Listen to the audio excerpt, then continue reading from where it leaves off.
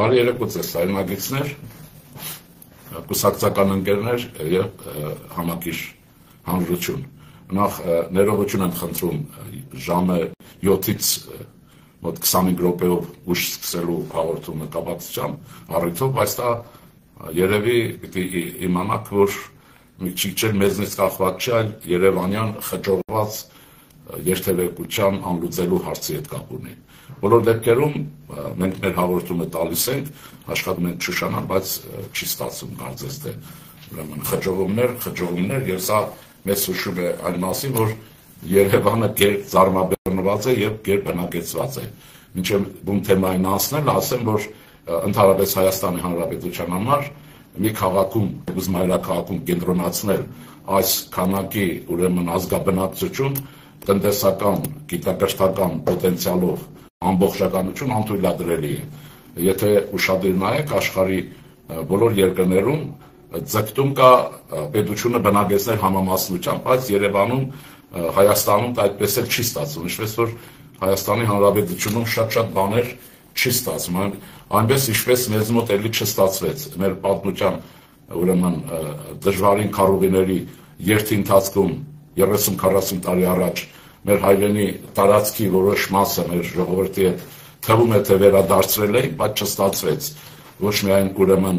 չստացվեց տարածքի վերադարձ, այլ նաև հայրենիքի վերադարձ, այլ նաև եղավ աղբրելի ուրեմն կորուստ եւ ուրեմն պարտություն։ Այս բոլորը ասում են, հուշում են, որ մենք պետք է գոնե այս պահից, այս օրերից, ինչպես ասում են, պատմությունից դասեր քաղենք, չնայած ես առանձնապես այդ պատմությունից հայության դասեր քաղելու չեմ ուզում հեքիաթ ասեմ, փորձին այնքան էլ չեմ հավատում, բայց ուրեմն պետք է փորձենք, անպայմանորեն պիտի փորձենք եւ ուրեմն նախորդ շրջանների սխալները չկրկնենք։ Ես կարծում եմ օրինակ, որ անպայմանորեն Երևանը պետք է բոլոր իմաստներով բեռնաթափվի եւ Երևանի փոխարեն, բեռնաթափված Երևանի փոխարեն համամասնորեն պիտի զարգանան հանրապետության գոնե մարզ կենտրոնները եւ խոշոր քաղաքներ, այլապես առաջացել է մի մոնստր, որը իշխում է, բոլոր կլանում է, սպունգի նման հայ ժողովրդի ուրեմն բոլոր ուրեմն կարողությունները, եթե ոչ բոլորը, հիմնական կարողությունները։ Սա նկատի պետք է ունենալ եւ սա սխալ է, մեծ սխալ է, բայց ունենք այն, ինչպես ասում են, ունենք եւ նաեւ պիտի հիշեցնեմ, որ Ալեքսանդր Թամանյանը ամենևին էլ ուրեմն նրա շրջանում էլ արդեն այն ժամանակ էլ Հայաստանի սոցիալիստական հանրապետությունն էր 30,000 քառակուսի կիլոմետր եւ նա երբեք չէր նախատեսել 1,5 միլիոնանոց, 2 միլիոնանոց մի քաղաք, ուրեմն այսպեսի ենթակառույցներով, ինչպեսին կա։ Բայց ուրեմն սա նաև լուծումների կարիք ունի, խստագույն։ Բայց հիմա վերադառնանք մեր այսօրվա թեմային։ Ուրեմն դուք գիտեք, որ սա Հայացք Երևանից հաղորդաշարն է, եւ ուրեմն այդ հաղորդաշարը անպայմանորեն ուրեմն դուրս կգա Կուսակցության ԿԺԿ քրիստոնյա ժողովրդավարական կուսակցության տեսակետները ձեզ ներկայացնելու, արձագանելու եւ այլնի առումով։ Եվ կարծում եմ, որ դա ճիշտ է, սա ըստ էության կուսակցական հաղորդաշար է եւ սա այդ իմաստով առանձնահատուկ է։ Եվ դրա համար ես չեմ զլանա հիշեցնել, որ քրիստոնյա ժողովրդավարական կուսակցության կենտրոնական գրասենյակից տրվող Հայացք Երևանից հաղորդաշարը նկատի ունեցեք իրադարձությունները մեկնաբանում է բացառապես Հայաստանի Հանրապետության ազգային պետական շահով, հիշեցնեմ, ազգային պետական շահով եւ ուրեմն դա մեր ելակետն է, դուք պիտի հիշեք, որ տարիներ շարունակ ես ասել եմ, որ նաեւ ուրեմն քրիստոնյա ժողովրդավարական կուսակցությունը իր ծննդի պահից ոչ արևելամետ է, ոչ արևմտամետ է, ոչ թուրքամետ է, ոչ ռուսամետ է։ Ուրեմն սա զգուշացնում եմ ձեզ, որովհետև հանրային գիտակցության մեջ անընդհատ ներդրվում է ուրեմն ռուսամետ կամ արևմտամետ այդ ստերեոտիպը, որը ստերեոտիպ չի, որը պատմական նախատեպով եղել է Իսրայելորուց սկսած ձևավորվել է, որը մեզ բերել է աղետի առաջ է կանգնեցրել։ Կողմնորոշումային քաղաքականությունն է, նկատի ունեցեք, մահաբեր է, այդ մահաբերը մեզ տարավ ուրեմն Արևմտյան Հայաստանի կորստին, ցեղասպանության, այն ժամանակ էլ ուրեմն եւ հետո այդ քաղաքականությունը բերեց Արցախի կորստին։ Եվ հիմա մենք դրա համար քրիստոնյա ժողովրդավարական կուսակցությունը ողջունում է իշխանությունների բալանսավորված քաղաքականության ուրեմն թեզիսը, եւ որովհետեւ դա միակ գիտականն է, միակ ճշմարիտն է եւ միակ հայ ժողովրդի շահերից տխորն է եւ ուրեմն հատուկ ասում եմ մենք ոչ եվրոպամետ ենք, քրիստոնյա ժողովրդավարական կուսակցությունը, ոչ ռուսամետ ենք, ոչ հյուսիսամետ ենք, ոչ հարավամետ։ Ասեմ նաև ատելություն ենք չունենք, ոչ հյուսիս ենք ատում, ոչ արևելք, ոչ արևմուտք եւ այլն։ Ինչու՞։ Որովհետեւ մեր սխալները մերն են, մեր ուրեմն հաջողությունները մերն են եւ մեր դժբախտությունները գալիս են նաեւ մեր ուժից եւ մեր խելքից։ Հետեւաբար ուրիշով չէ որ մենք բացատրում ենք իրադարձությունները։ Հիմա բանաձևն եմ ասում մեր բարեկամներ, որովհետեւ ուրեմն դուք մեր բարեկամներն եք եւ մենք ձեզից մեկն ենք, աշխարհում եք, կապ չունի, որտեղ է ապրում։ Այդ իմաստով Հայաստանի քրիստոնյա ժողովրդավարական կուսակցության կարծիքն այն է, որ հայը պետք է լինի հայամետ, հա, հայը հայամետ, իսկ Հայաստանից վարվող քաղաքականությունը պետք է լինի Հայաստանակենտրոն։ Տեսեք, չկա այստեղ արևելամետ եւ կրիչ ենք տալիս Եվրոպա, Ամերիկա, Ռուսաստան, չգիտեմ, Իրան, Պարսկաստան եւ այլն, Հնդկաստան, չկա այդպիսի բան։ Մեր դիրքորոշումն այդպիսին է եւ ես ձեզ կարող եմ ասել, բարեկամներ, որ որպես մարդ մեկը, որը տասնյակ, ես նույնիսկ ասեմ հարյուրավոր գրքեր է կարդացել, կոնսպեկտավորել է, սովորել է, մտածել է, նաեւ գրքեր է գրել, բազմաթիվ հրատարակել է եւ կարծում եմ, որ դուք պետք է մեզ հավատաք։ Ուրեմն մնացածը աղետի է բերել, մտածողության հետ կողմնորոշումային տարբերակ աղետի է բերել։ Եվ դա չի եղել միայն, ուրեմն դա նկատի ունեցեք տարածքի կորուստ, դա չի եղել մարդկային կորուստ, դա նաև հոգևոր մշակութային կորուստ է եւ այսպես ուրեմն ամփոփի չասեմ, որովհետեւ ընտրությունները մոտենում են, մուչիլովկեքը ուժեղացել են, հատկապես դուք տեսնում եք նաև որ խիստ արևմտամետ ուժեր հանկարծ բազում է ռուսական մոտորով են, շարժիչով, կամ էլ հակառակը, ուրեմն ռուսականով որը մեկը բան չի անում, արևմտամետ ուժ, որ այսպես ուրեմն սա ուրեմն ամփոփիչ վերջացնենք եւ բայց ես չեմ զլանա ամեն անգամ կրկնելու, որ Հայաստանի Հանրապետության ուրեմն քրիստոնյա ժողովրդավարական կուսակցությունը, որը բխում է ձեր հավատից, ձեր մշակույթից եւ բխում է Հայաստանի հազարավոր տարիների մշակութային քաղաքական պատմությունից, գտնում է, որ հայը կարող է լինել հայամետ, դա չի նշանակում օտար երկրներում ապրողները հարգանքով չպետք իրենց բնակեցման երկրների հետ, իսկ քաղաքականությունը պիտի լինի բացառապես Հայաստանակենտրոն։ Մերժում ենք մնացած բոլոր խոսակցությունները եւ նրանք ովքեր որ այս գաղափարական ճշմարտակ չեն դիմանում եւ իրոնիայի են վերածում շատ բաներ, չարաչար սխալվում են։ Այստեղ կարող եմ ասել գլուխները պատով են տալիս։ Մեր պատմությունը մեզ դաժան պատժել է հենց կողմնորոշումային քաղաքականության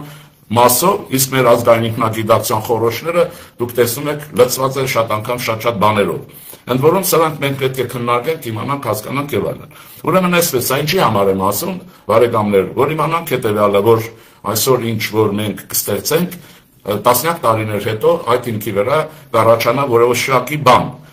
30 տարի առաջ կկողոպտենք, կթալանենք պետությունը, ուրեմն բանակը, հետո կջախջախվենք 30 տարի հետո։ Քաղաքականության մեջ ակնթարթով արդյունքները շատ քիչ են լինում։ Դա լինում է արդյունք եւ հետո մենք կունենանք ոչ թե Հայաստանի Հանրապետություն, այլ գողապետություն, ուրեմն իր բարագլուխներով, իր կլաններով եւ այլն։ Իսկ եթե կդիրքորոշվենք ժամանակակից զարգացնել, ուրեմն այդ չափորոշիչներով կունենանք այն ինչ որ ժամանակին ունեցել է հայությունը, չեմ զլանում հիշեցնեմ ձեզ, Արտաշես ուրեմն աշխարհակալի Տիգրան Մեծի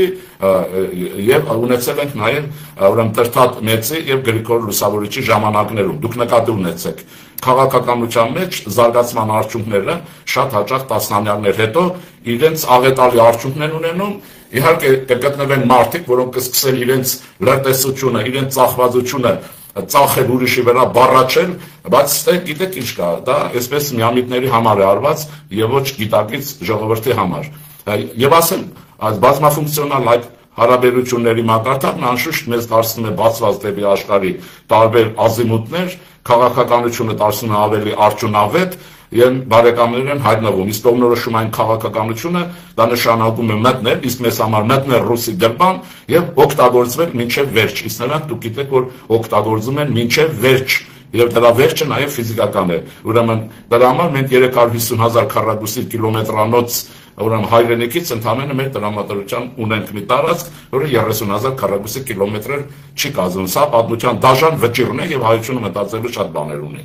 Հիմա ինչ եմ ուզում ասել, մենք հիմա տեսնում ենք երկրում մեր հանրապետությունում ինչպիսի քաղաքական իրադարձություններ են ծավալվում եւ ինչպիսի կատաղի պայքար է սկսվել հատկապես ռևանշիզմի կողմից դիրքերը վերականգնելու եւ ուրեմն շարունակելու այն ավերը, ինչ որ իրենք անձամբ արել են։ Դուք գիտեք, դրանցից յուրաքանչյուրը մեղսակից է այս բոլորի համար, մանավանդ այսօր տեսնում եք ազգային ժողովում նորից ու նորից քննարկվում է մարտի 1-ի դեպքերի առիթը եւ այլն։ Այնքան բարձրացել է, թե ինչ է քննարկվում, ինչու պատասխանատուները չեն պատժվում եւ երկար բարակիչ կա քննելու, ոչ մի բան չկա։ Քննելու դրա համար մեզ համար նույնիսկ քննելը հետաքրքիր չի։ Ինչը քննենք։ Դառնանք մի process-ի մասնակից, նորից հաջորդ սերունդների համար, որ արձանագրվի, որ այ այսպիսի մարդիկ այսպիսի ելույթներ ունեցան։ Հիմա կան կուսակցություններ։ Հիմա տեսեք ինչն է հարցը, ինչ եմ ուզում ասել։ Մենք այսօր պետք է դիրքորոշվենք, ինչպիսի Հայաստան ենք ուզում։ Ուզում ենք ունենանք զարգացող, դինամիկ զարգացող, դեմոկրատական կամ ժողովրդավարական Հայաստան, թե ուզում ենք ունենալ մի մոնստր, չգիտեմ ինչ, իհարկե այս բառը կներեք մեր պետության եւ հայրենիքի համար ասելու համար, բայց ես հեռանկարի վտանգն եմ ուզում ասել։ Եվ այստեղ մեզ օգնության է գալիս ինչպիսին ունենալը մեր բանականությունը, մեր ուրեմն պատմության մեր իմացությունը եւ ցանկությունը, որպեսզի կարողանանք ստեղծել մեր ժողովրդին համապատասխան պետականություն։ Ընդ որում ասեմ, որ մեր նշանախոսը մնում է հին հայկական նշանախոսը, ձայն բազմած, ձայն Աստծո։ Սա նշանակում է, որ մեր ուրեմն ընկալումները պետք է լինեն ժողովրդավարական եւ մեր պետությունը պետք է լինի ժողովրդավարական։ Առաջին հերթին հասկանալի է, որ իրական ժողովրդավարությունը ձեռնտու է, այսպես որ ասում են, շարքային հային, միջին հային, որովհետեւ հիշեցնեմ Նալբանդյանի հայտնի խոսքը,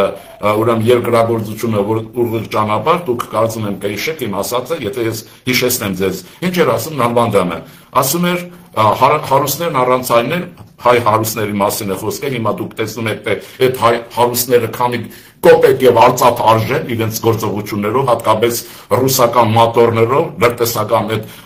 արժեքներից օգտված եւ այլն, բայց նա վերցնենք, եթե այնպես չի։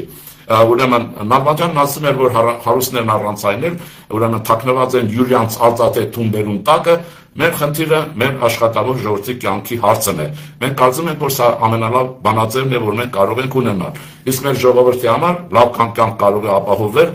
ուրեմն այն Հայաստանը, որը ժողովրդավարական է։ Եվ այն Հայաստանը, որտեղ չկա ուրեմն օտար պետության ծառայող ուժ։ Իսկ մենք գիտենք, որ դա վխտում է Հայաստանում եւ եթե նկատել եք Հայաստանի ազգային անվտանգության երևի ծառայության տվյալներով բազմաթիվ հյուրեր, որոնք գալիս են հյուրախաղերի Հայաստան, շատերտավոր մերժվում են եւ ուղարկվում որտեղ որ պետք է գնան։ Ուրեմն Վարկոնզո եւ այլն։ Մենք տեսել ենք այդ ամենը։ Մենք տեսել ենք դա նաեւ պատմության ընթացքում, բայց մեզ հատուկ է, որ որպես հայերի պատմական հիշողության մի քիչ շատ արագ կորուստ է։ Եթե մենք պատմական հիշողության կորուստով չտարապեինք, շատ սխալներ թույլ չէինք տա եւ կիմանայինք ովքեր են մեր բարեկամները, ովքեր են չարագամները եւ սին հույսերով եւ սուտ հերոսներով չէինք ուրեմն զբաղվի։ Հիմա Այսպես ուրեմն, մեր նշանախոսն է քրիստոնյա ժողովրդավարական կուսակցության նշանախոսն է, կարծում եմ դա բացառապես ձեր շահերից է բխում է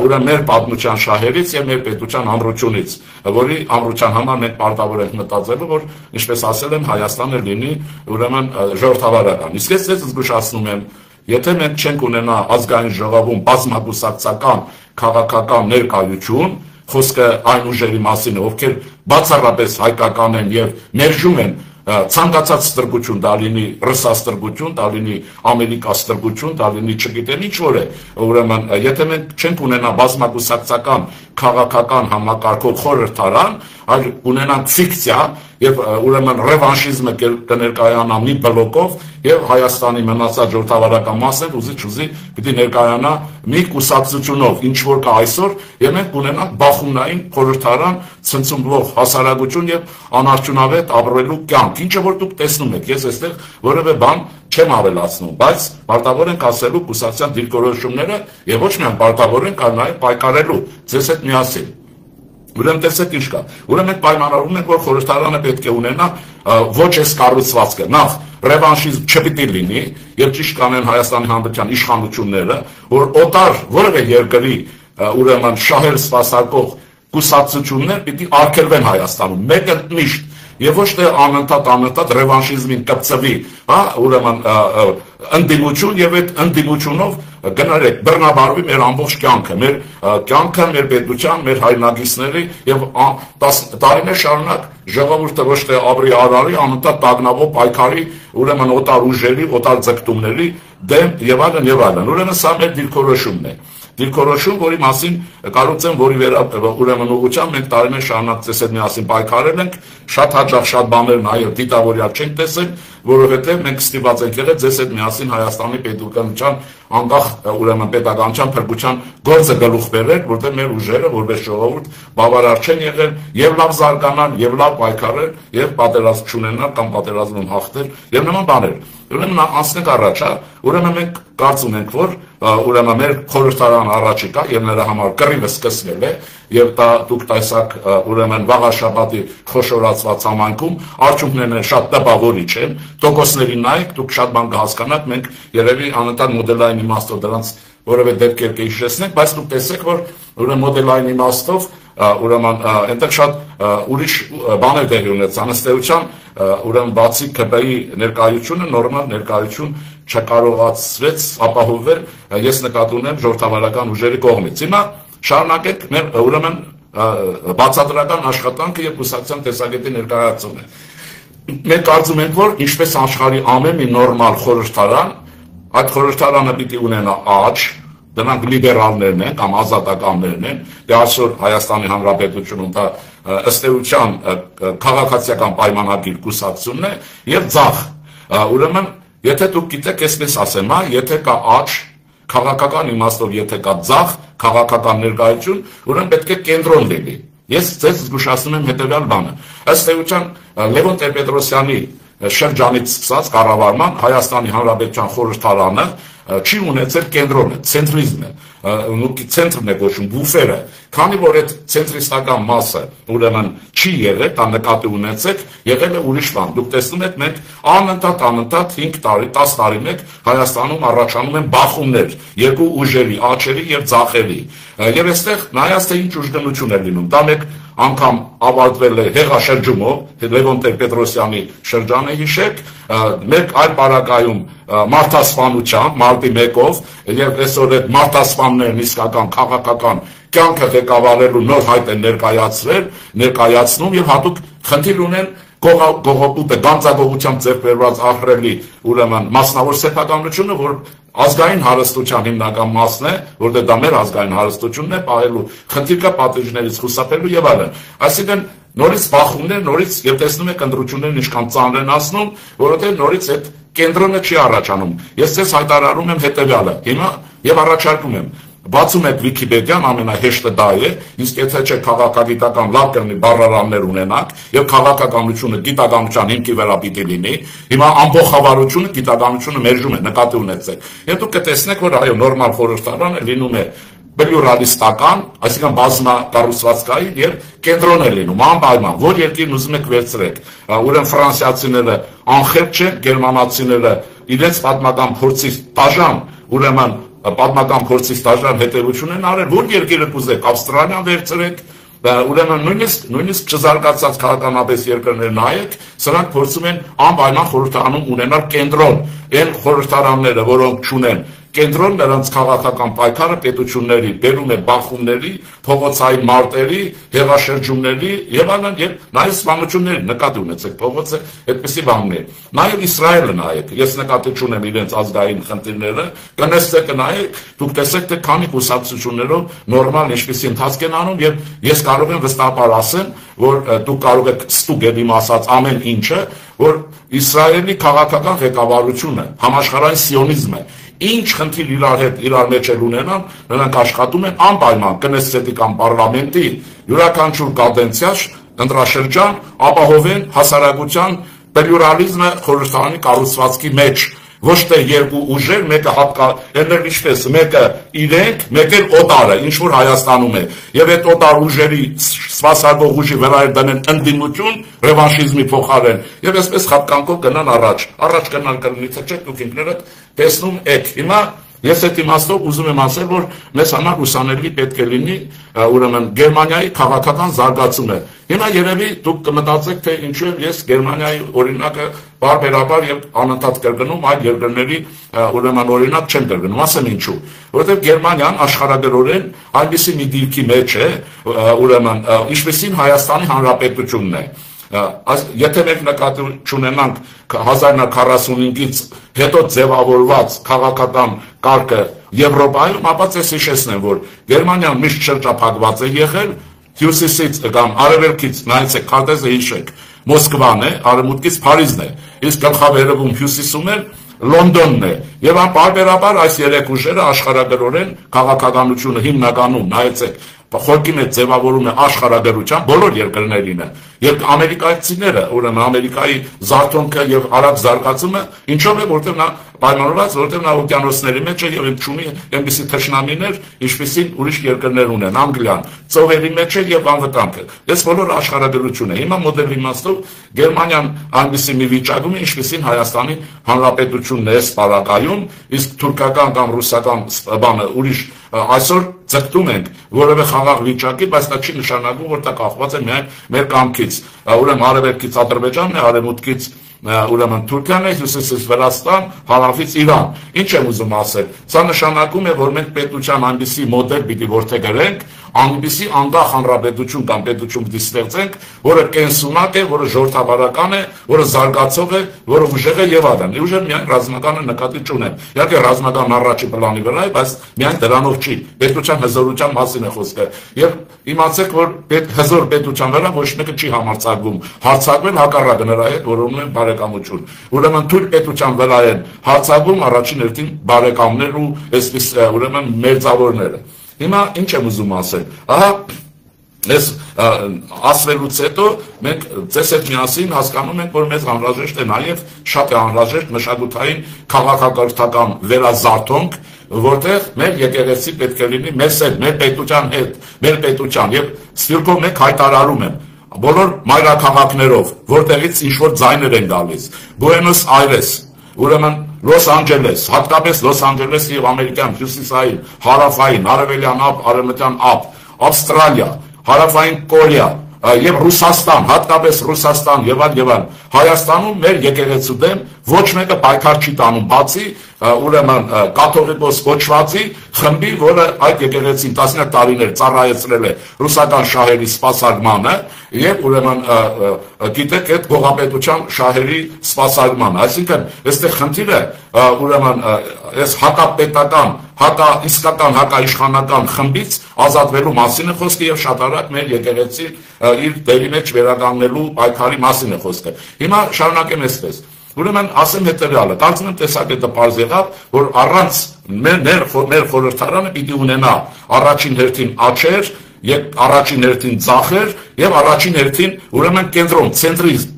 օրինակ քրիստոնյա ժողովրդավարական կուսակցությունները, ԿԴՄ-ները, շատ անգամ որպես կանոն, բայց ոչ լինում են բացառություններ, ցենտրիստական կուսակցություններն են իրենց ազգային մշակույթների եւ իրենց եկեղեցիների փիլիսոփայության վրա ստեղծված։ Եվ այսպես կան նաեւ ուրիշ ուժեր են լինում եւ այլն։ Մեր բարակայում այդպեսին կլինի,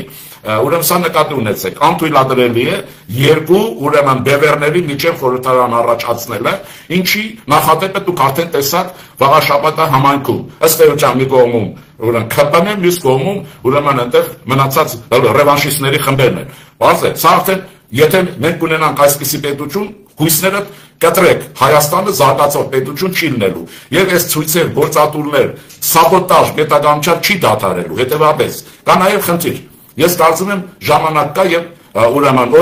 օրենքի ուժով ազգային ժողովուրդը ընդունի որոշում եւ արգելի բոլոր այն խմբացությունները, կուսակցությունները, բոլոր նրանց քաղաքական գործունեությունը, բոլոր նրանց, ովքեր հանդես կգան Հայաստանը սրան միացնելու, սրա տակ տանելու եւ այլն, առաջարկ ունեմ, ով որ ուզում է Հայաստանի Հանրապետությունը տանել ինչ որ մի պետության տակ, ես առաջարկում եմ իրենք դնան այդ պետության տակ։ Հայաստանի Հանրապետությունը պիտի լինի անկախ պետականություն, ծաղկող մշակույթով եւ բազմաքաղաքակրթական, բազմավեկտոր քաղաքականությամբ եւ գումարած դրան խորհրդարանի բազմազանությամբ, բազմակուսակցական, որպես կանոն ճիշտը գիտեք որն է, հաշված է կա իտալացի գիտնական, ով որ քաղաքագետ է գիտի, Սարտորի։ Եվ նա շատ լավ հաշվել է, որ ճիշտը այն է, երբ որ երկրում գործում են 5-6 քաղաքական կուսակցություններ, որոնք հիմնականում ներկայանում են խորհրդարանում, բայց անթույլատրելի է օտար ուժեր շահեր սպասարկող կուսակցությունների մուտքը ուրեմն խորհրդարան։ Դրա համար նաև մի առաջարկ ունեմ։ Ռուսական սեգմենտ պայմանական ասված են նրանք, որոնք ուրեմն միամիտ ձևով էս կլանի, չգիտեմ, այդ ուրեմն ռուսական ազդեցության տակ գտնվող քաղաքական ուժերի հետևից են գնում, ես առաջարկում եմ ուրեմն վերանայել եւ վերակողմնորոշվել դեպի նրանց, ովքեր որ ուրեմն քաղաքականությունը կվարեն հայաստանակենտրոնության սկզբունքով։ Ուրեմն սա լեսպես։ Հիմա օրինակ բերեմ, որ պատմությունը ունի ինչպես դրական փորձեր, ունի նաև նկատի ունեցեք, պատմությունը նաև տալիս է բացասական փորձի գնահատական։ Մեր հանրապետությունը ըստ էության ժամանակի վերակրկնում է նմանությամբ, այս օրերը շատ նման են 1930-ական թվականների Գերմանիային, նախահիտլերյան շրջանի Գերմանիային, որտեղ Վայմարյան հանրապետությունը, այդպես էր կոչվում, դա Գերմանիայի հանրապետությունն էր կայսերի տապալումից հետո մինչև Հիտլերի իշխանություն, որը դեմոկրատական սահմանադրություն ուներ, որտեղ կյանքը քաղաքական իմաստով բազմագուսակցական էր, բայց խնդիրները շատ էին, հասկանում եք ոնց է, ինչու են ես ասում եմ չեմ Վայմարի նախատեպը։ Եվ կար ինֆլացիա, վատ ապրուստ, նվաստացություն, հատկապես գերմանացիները գիտեք պարտվել էին եւ նվաստ էին զգում իրենց, նաեւ կոնտրիբուցիաներ, ուրեմն վճարում էին Ֆրանսիային եւ մնացած անտանտի երկրներին, հատկապես Ֆրանսիային ահռելի, ուրեմն ամեն տարի վճարում էին ուրեմն բաժիններ, մի խոսքով բարձ է դա, բայց ուրեմն այնտեղ ինչ կար, բայց երկիրը դեմոկրատական էր, սահմանադրությունը ժողովրդավարական էր եւ այլն եւ այլն։ Հիմա ինչպես եկավ Հիտլերն իշխանության, սա պիտի մենք նկատի ունենանք, որովհետև ուրեմն ես ձեզ հայտարարում եմ եւ հիմա կասեմ ինչ։ Եթե չգիտեք իհարկե, կարծում եմ շատերը գիտեն նաեւ որ ուրեմն Հիտլերի իշխանության գալուն նպաստել է բացառապես սովետական Ռուսաստանը, Ստալինը։ Ասեմ ինչի համար։ Ուրեմն ինչն է խնդիրը։ Նա գտնում էր, որ Ստալինը գտնում էր, որ եթե Գերմանիան կունենա Հիտլերի եւ նացիստական, ֆաշիստական իշխանություն, իր կարծիքով դրանք անպայման պատերազմի մեջ կմտնի Ֆրանսիա, Անգլիա, ինչ որ չափով եղավ, ինչ որ չափով չեղավ, բայց չերտարացնեմ, սա հիմա պատմության խորքերը չի։ Ուրեմն տեսեք ինչ է լինում, Հայաստանում կարող է նման դեպք կրկնվել, բայց մենք պարտավոր ենք քաղաքական հուսացություններ, երկրի քաղաքական առաջատարներ անպայմանորեն այդ վտանգը պետք է նկատի ունենանք եւ աշխատենք դեմոկրատական կարգ ու կանոնը պահենք, նկատի ունեցեք։ Այսպես ուրեմն 32 թվականին ուրեմն ընտրություններում Հիտլերը ասեմ այսպեսի թվեր, որ ես այս ուրեմն 3 հիմնական կուսակցություններ նոյեմբերի 6-ի թե 5-ի ընտրություններում ստացան այսպեսի ձայներ։ Նացիոնալ սոցիալիստները կամ Հիտլեր 33.1%, սոցիալ-դեմոկրատներ 24%, 20.4%, կոմունիստական կուսակցություն 16.5%։ Բազ է, որ ուրեմն Գերմանիայի շահերից բխում էր եւ այդ տենդենսը կար, որ սոցիալ-դեմոկրատները եւ կոմունիստները իրար հետ միանային, Թելմանի մասին շատ եք լսել, բայց Թելմանը աղետալի պատմություն է, ուրեմն դեր է խաղացել ինչպես հայ կոմունիստները Գերմանիայի ճակատագրի մեջ, եւ ճիշտ է, որ այս պարագայում Հիտլերի կուսակցությունը նացիոնալ սոցիալիստները 33.1% առաջատարներ էին, բայց սոցիալիստական եւ կոմունիստական երկու կուսակցությունների գումարային ավելին էր տալիս։ Գերմանիայի շահը պահանջում էր, որ երկուսը միավորվեն եւ ուրեմն կանցների այդ պարագայում ոչ մի Հիտլեր իշխանության չէր կարող դառնալ, գործադիրը նկատի ունեմ, կլինեն խորհրդարանում առնվազն 33.1% նացիստները, եթե միանում էին սոցիալ-դեմոկրատներն ու կոմունիստները 20.4%, 16.5%, այստեղ անում է 37%։ Պարզ է, որ 37%-ով ուրեմն Հիտլերը մնում էր երկրորդ տեղ եւ իշխանություն բացառված էր որ ունենալ։ Այս ժամանակ է, ես դա ասում եմ նաեւ հատուկ, վստահաբար Ռուսաստանը Հայաստանի ընտրություններին մասնագիծ է, անուղղակի ձևով եւ խառնվելու է։ Այդ չի նշանակում մենք պետք է թևերը սթափենք, բայց մենք պետք է հասկանանք եւ երկիրը տանենք մեր զարգացման, մեր շահերի համաստան։ Ուրեմն Մոսկվայից Թելմանը թույլտվություն ուրեմն հարցում է անում կոնգրեսի ղեկավարը եւ Ստալինն արգելում է սոցիալ-դեմոկրատների եւ կոմունիստների դաշինքը։ Քանի որ ուրեմն այս վարագային բարձր որ առաջի տեղ է նետվում, տեղափոխվում, մնում է իր ավելի շուտ տեղում, ուրեմն Հիտլերը եւ Հիտլերը ուրեմն կարողացավ իշխանություն դառնալ Մոսկվայի միջամտությամբ, որտեղ Ստալինի գնահատականը կար, որ ֆաշիստական կուսակցությունը սոցիալ-դեմոկրատներն են։ Չնայած Դրանք ֆաշիստները իրենք դուք գիտեք հիտլերականներն էին։ Մի խոսքով ես ինչ եմ ուզում ասել։ Ուզում եմ ասել, որ Վայմարյան հանրապետությունը ուրեմն այդ շանսը տվեց նացիզմին առաջանցնելու արտաքին միջամտությամբ, արտաքին ռուսական միջամտությամբ։ Եվ այն տարածված որ գերմանացիները ֆաշիզմ էին ուզում, դա սուտ է, որովհետև տոկոսները նայեք 30, եթե 3-4% ուզում էին, մնացած մասը չեր ուզում եւ այլն։ Ինչ եմ ուզում ասել։ Ասելիքս այն է, որ պատմությունը վերակրկնվելու հատկություն ունի եւ պատմությունը կարող է տանել ժողովրդին աղետների։ Ինչպես որ մեզ համար աղետալի եղավ Ղարաբաղյան կլանի տիրակալությունը տասնամյակներ շարունակ, ինչպես Երևանում, այնպես է Ստեփանակերտում։ Ուրեմն սա տեսեք զուգահեռներն ինչպիսին են։ Հիմա ասելիքը շարժվենք առաջ, իհարկե թվում է թե ինչ էր պատահել, որ հիմա Հիտլերը կառավարի։ Հայաստանում ես կարծում եմ Հիտլեր միշտ կգտնվի եւ ռուսները երևի մի քանի Հիտլեր արդեն գրպաններում ունեն, նման կոմբինացիաների կարող են տանել։ Դրա համար առաջարկս նայել։ Այն բաները ռուսական կամ որևէ երկրի ազդեցության տակ գտնվող կուսակցություններ պիտի արգելվեն։ Եթե չէ, գոնե պիտի ստեղծվի մի վիճակ, որ դեմոկրատական Հայաստանը, ժողովրդավարական Հայաստանը, ասեցի, բազմակուսակցական խորհրդարանով ուրեմն կարողանա ներկայանալ եւ այսպես շարունակ։ Ուրեմն դա նշանակում է, որ պատմությունը մեզ հուշում է։ Հուշում է ինչու։ Սկզբնական շրջանում բարձ է, որ թվում էր, թե գերմանացիները շահեցին, այնտեղ վերադարձրեցին նախկին տարածքներ, որ Ֆրանսիային էր տրված, հետո ուրեմն Չեխոսլովակիայից Մորավիան կրավեցին, Ավստրիան անշլյուս եւ այլն, թվում էր, թե գերմանացիները իրենք արդարություն են վերականգնում, ես ֆաշիզմը նկատի ունեմ, բայց հետո Գերմանիայի հետ ինչ պատահեց, ինքներդ տեսակ։ Եվ մենք ուրեմն մեզ հետ ինչ պատահեց Ղարաբաղյան կլանի տիրակալության շրջանում, որոնք այսօր Հայաստանում շատ ակտիվ քաղաքական կյանք են վարում, ինքներդ ուրեմն տեսակ եւ ինքներս այդ բոլորին ականատեսն ենք։ Այսինքն ասելիքիս իմաստը հետեւյալն է, որ պատմությունը ճիշտ է, որ ինքը չի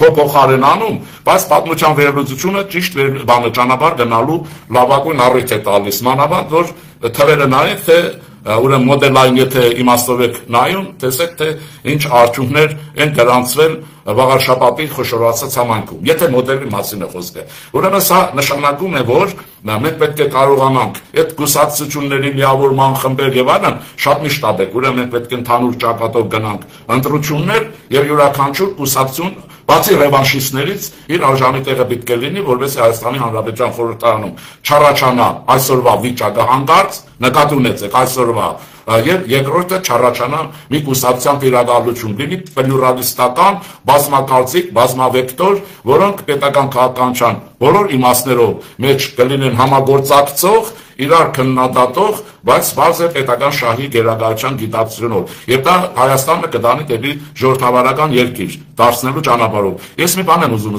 զգուշացնեմ նաեւ։ Եթե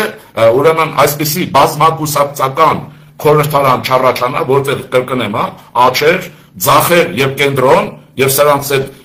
սրանց տարակայով բևեռացումներ, խմբավորումներ, մենք չենք ունենա արևմուտքի աջակցությունը տևականորեն։ Դուք պատկերացրեք Հայաստանը, որը արևմուտքի կողմից չունենա աջակցություն, դա սարսափելի բան կլինի։ Դա չի նշանակում մոտար ուժերին ենթարկվել, բայց բարձ է, որ մենք որ դարերի խորքով եթե գալիս են իրական դաշնակիցներ չենք ունեցել, այդպիսի շահագրգիռ ուժեր են մեծ հաշվով ինչպիսին Ամերիկան, Իսրայելի համար է, այդպիսի ուժ չունենք, մանավանդ մենք չունենք սիոնիզմ։ Այն ուժերը, որոնք կարող են հայկական համախումբ առաջացնել, դրանք կազմակերպված դրանց ուժերի մի մասը Վաշինգտոնում եւ այլուր կռիվ է տալիս Հայաստանի Հանրապետության իշխանության եւ պետականության դեմ, ըստ էության եկեղեցու հետ միասին վերնախավը նկատի ունեն, պաշտպանում են ռուսական շահեր։ Ուրեմն սրանք բազում է խոսենք, ուրեմն տեսեք, այս բոլորը հնարավորություններն են, մինուսը, պլյուսը եւ այլն, բայց մենք ցես հետ միասին պարտավոր ենք գնալու լույսի հետևից դեպի արարչագործություն եւ ոչ մեկը չի կարող ասել, որ մենք հայ ժողովուրդ արարչագործության ժողովուրդը չի այսօրվա վիճակը թող չշփոթեցնի մեզ, եւ մենք պետք է գնանք այդ բազմակարծիք Հայաստան ունենալու բազմակաղակական իր համակարգով։ Այնպես որ ես կասեմ բարի գիշեր եւ կառաջարկեմ խորհել։ Մենք որպես կանոն մտածում ենք, որ մեր նյութերը որ տալիս ենք միասին մտածելու համար են եւ բացառապես բխում են Հայաստանի Հանրապետության եւ հաջորդի ուրեմն ճնշող գերազանցության շահերից, նաեւ նրանց շահերից, ովքեր սխալմամբ ուրեմն ռևանշիստների հետ են, նրանց ձայն են տվել կամ տալիս են, կամ հույս են կապում նրանց հետ, որտեղ ուժեղ մարդու ուրեմն պարական, իսկ իրենց մոտ այդ ուժեղ մարդու պարական նույնն է, ինչ որ Գերմանիայում տարածում էին Հիտլերի պարագայ ուժեղ մարդու գործոն, ֆենոմեն, եւ այդ ուժեղ մարդը Գերմանիան ուր տարավ, դուք տեսաք, բայց ով փրկեց Գերմանիան։ Գերմանիան ուժեղ մարդուց հետո փրկեց ուրեմն դեմոկրատական ուժերի կազմակերպվածությունը եւ ես կարող եմ հպարտությամբ ասել այդ իմաստով, որ Գերմանիայի քրիստոնյա դեմոկրատական միությունը, որ նույնն է, որ մեր պարագայում մոդելային իրար կրկնություններ կա, ուրեմն փրկեց Գերմանիան եւ դուք այսօր ունեք Բերլինի մեր բարեկամներ եւ աշխարհում եք, որտեղ որ կա քայություն Հայաստանում կամ դուրս տեսեք Գերմանիան ինչպիսի դեմոկրատական Բունդեսթագ ունի, նույնիսկ չգիտեք, որ շատերը չգիտեն Բունդեսրատ ունի, ուրեմն Բունդեսթագ ունի պլյուրալիստական եւ այլն, որտեղ ոչ թե կա ուժեղ մարդ, այլ դա ուժեղ եւ զարգացող Գերմանիա։ Մեր առաջարկը դա է, մշակութային Գերմանիա, մեքենաշինական Գերմանիա, սարքաշինական Գերմանիա, ոչ վաշխառուական եւ ոչ էլ օտարին սպասարկություն գնացող պետականություն։ Մենք ցենց դա ենք առաջարկում եւ ին վերլուծության կամ նյութերի մատուցումներ, պատմական նյութերի հիշեցումներ դրա համար է։ Մեծն քաղաքակետ Քիսինջերն ասում էր, հիմա դրանք կորիֆեյներ են, որ իհարկե պատմությունը մեզ ոչինչ չի տալիս պատմության իմացություն արկա իմաստով, բայց պատմությունը մեզ հուշում է։ Ես ցես հիմա հուշում եմ ուրեմն քրիստոնյա ժողովրդավարական կուսակցության պլատֆորմի տեսանկյունից դեմոկրատական կամ ժողովրդավարական հզորացող եւ արժանապատիվ Հայաստանի մշակութային Հայաստանի կոմպլեքսը նկատի ունենալով։ Բարի գիշեր ձեզ, կարծում եմ մենք շատ սրանից հետո անընդհատ մեր տեսակետներն ավելի կփորձենք որակով ներկայացնել եւ մեր երկխոսությունը կայացած կլինի։ Դուք նկատի ունեցեք, որ քրիստոնյա ժողովրդավարական կուսակցությունը չունի ազատություն ռադիոկայան, չունի նաեւ Հայաստանի Հանրապետության պետական հեռուստաընկերություններ եւ այլն։ Դրա համար մեր հաղորդակցման հիմնական միջոցը դառնում է Facebook-ը, YouTube-ը եւ այլն եւ այլն, եւ փառքաստու այնտեղ կա որ մենք ձեզ համար անծանոթ չեք, ինչպես նաեւ դուք մեզ համար անծանոթ չեք, ավելին դուք մեզ համար հարազատ եք։ Բարի գիշեր ձեզ։